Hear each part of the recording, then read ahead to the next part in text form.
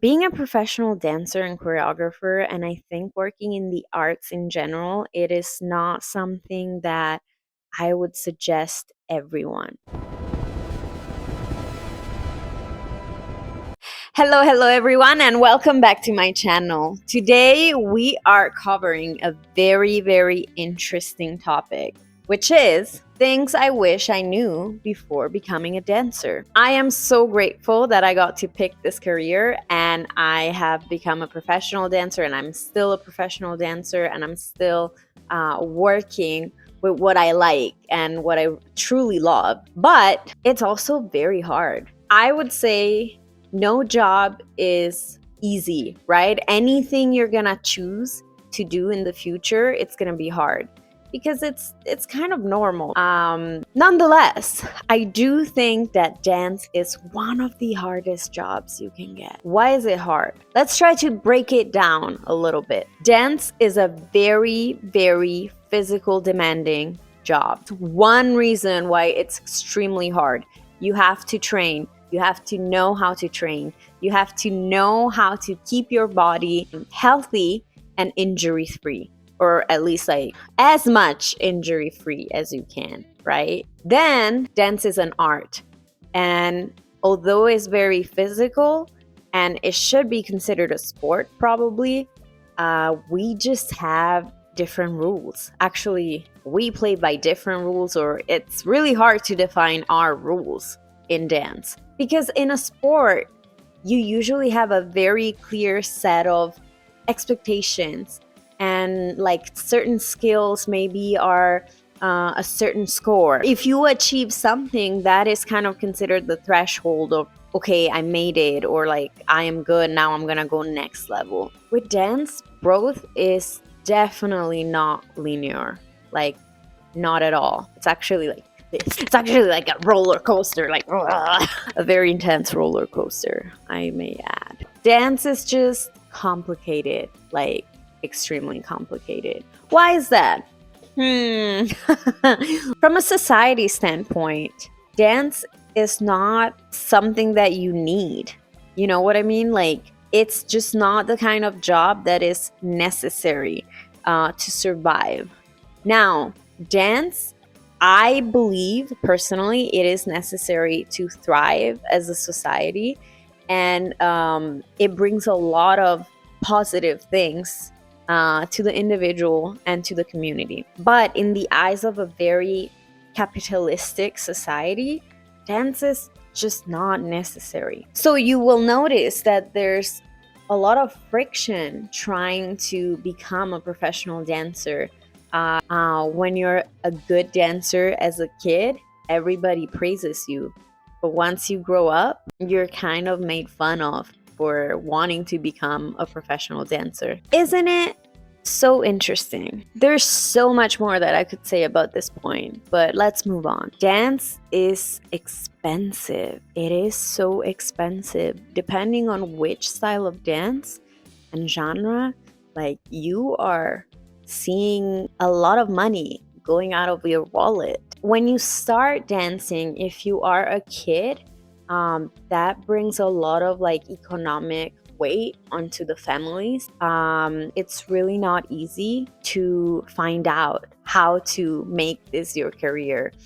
There's some mentors, there's some programs, there's professionals that can help you like understand the path, but still it's not as widely available.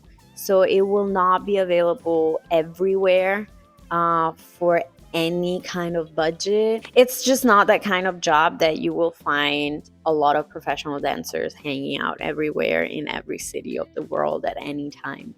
So access to information is really kind of restricted.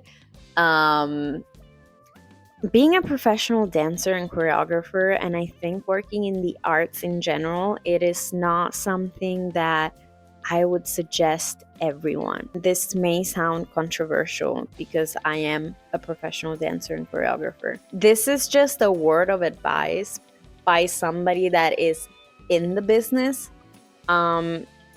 because I see a lot of people suffering and working so hard and not seeing results, and people also quitting. First of all, there's nothing wrong with quitting. Sometimes you're just not meant for that kind of lifestyle, and that lifestyle is just not meant for you. Second, there's nothing wrong with taking a break.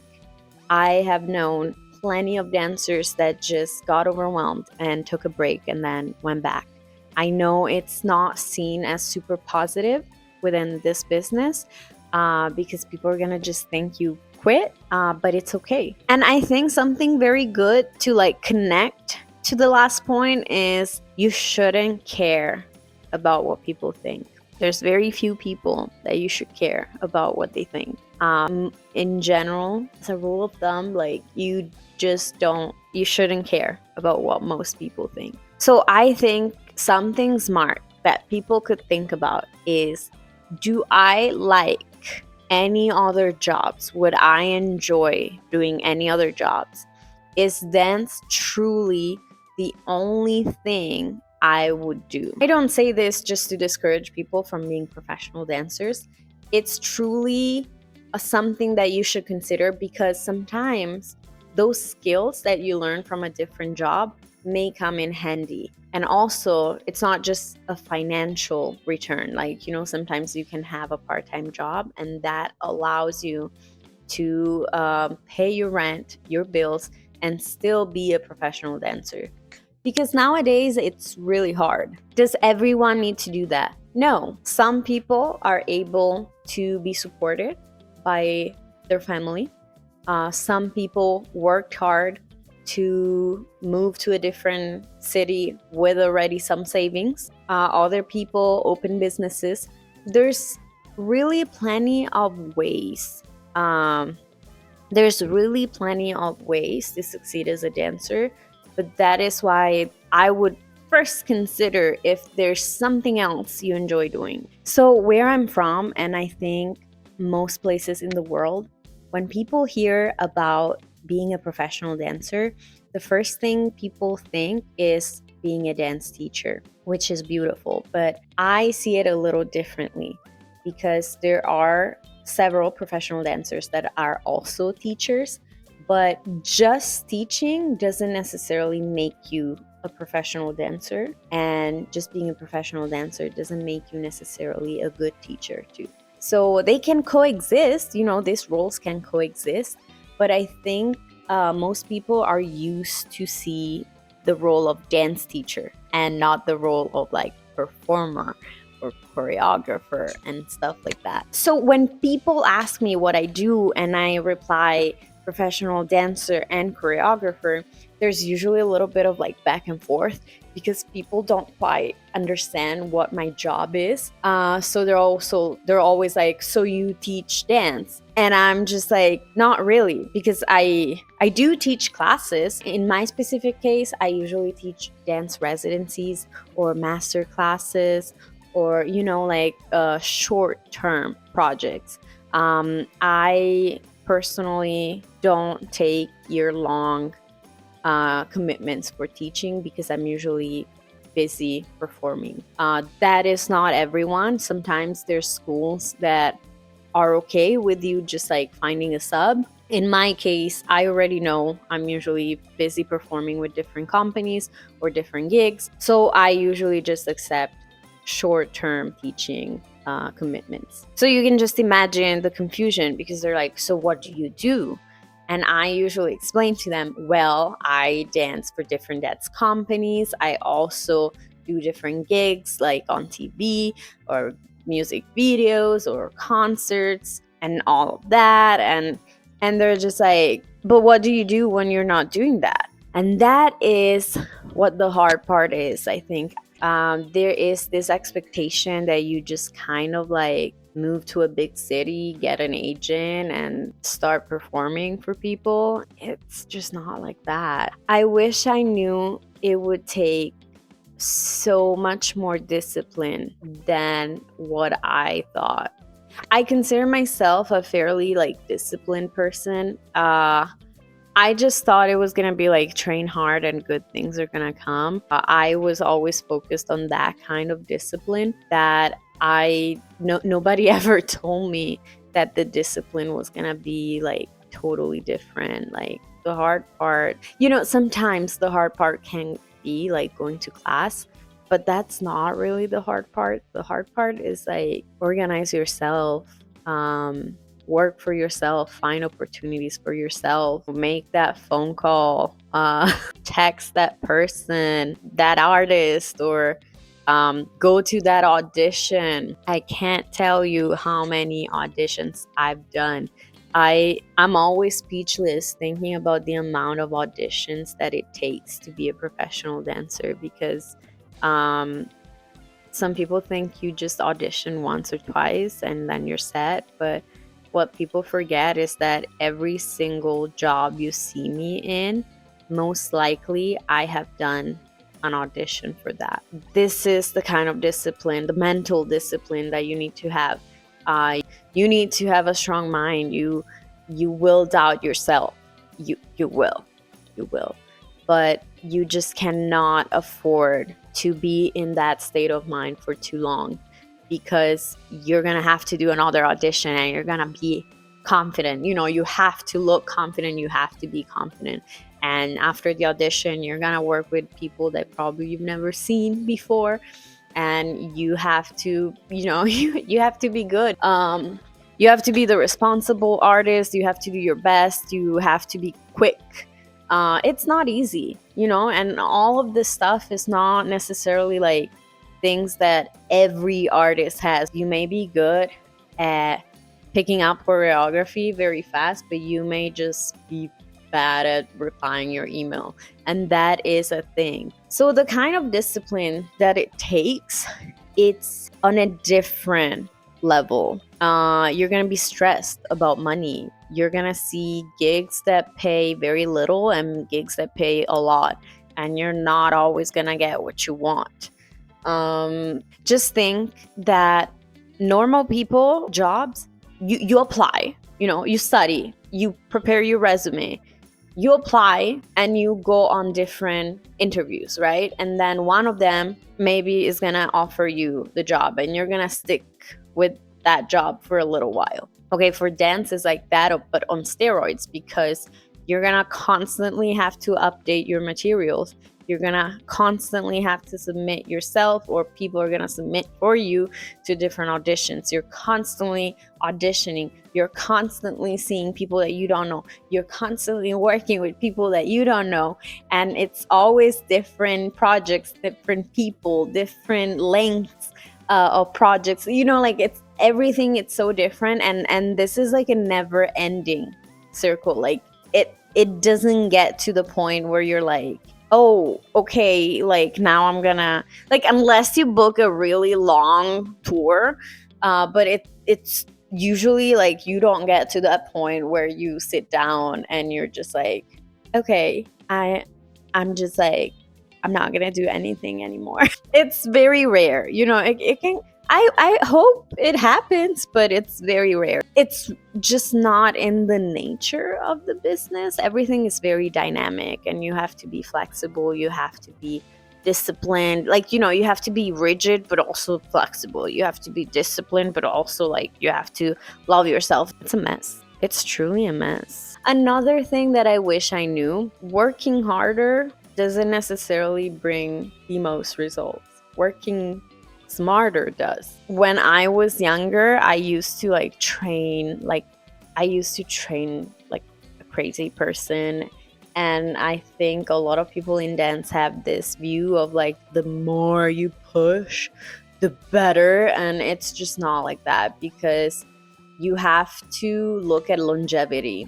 You have to see how your body reacts to certain trainings, to certain jobs, to certain contracts, because there's gonna be some gigs that you're gonna work that are longer and they may have a bigger impact on your body, and there's some of them that maybe are just like short but very intense. So you're gonna constantly have to adjust your routine to make sure that you are avoiding injuries, but also your body can perform all that safely, and so that you can have a long lasting career. One thing I wasn't prepared for, I think, is how many people would ask me what my real job is. All parents, all families, all the friends. Like when you're a kid, like everybody's like, oh, you're so good, you should become a dancer. And then once you're an adult and you're like, okay, I will become a professional dancer, everybody's like, yeah, you're gonna see that like every day, every not every day, but almost every day. Don't let it get to you.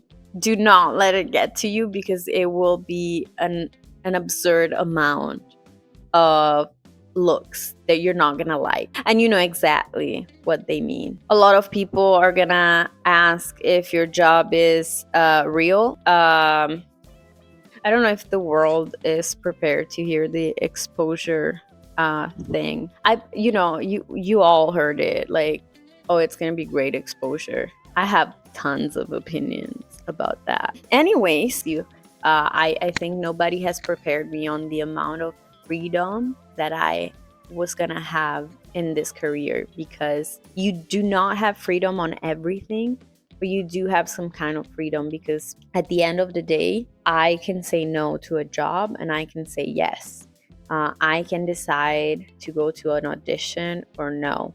I can decide which style I'm gonna focus on, and I can just take a different style.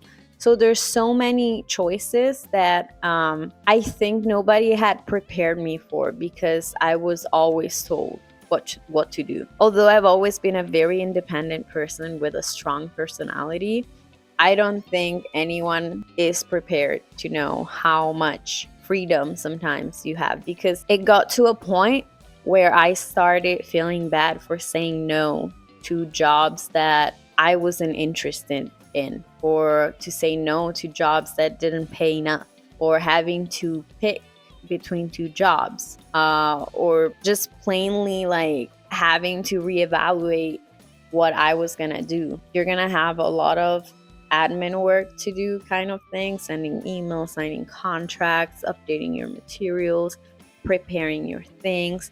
You're gonna have a lot of auditions to go to, lots of events and stuff. You're gonna have to train. You're gonna have to make a lot of decisions too, especially with such a market where there's like so many things happening.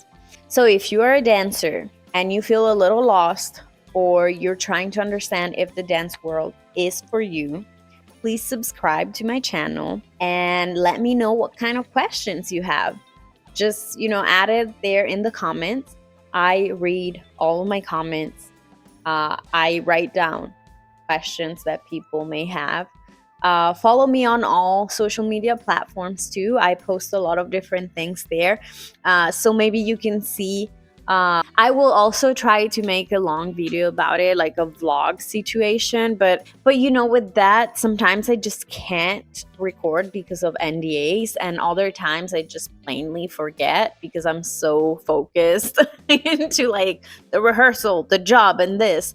But on Instagram and like other social media platforms, you may see a little bit more of that, because there may be a story.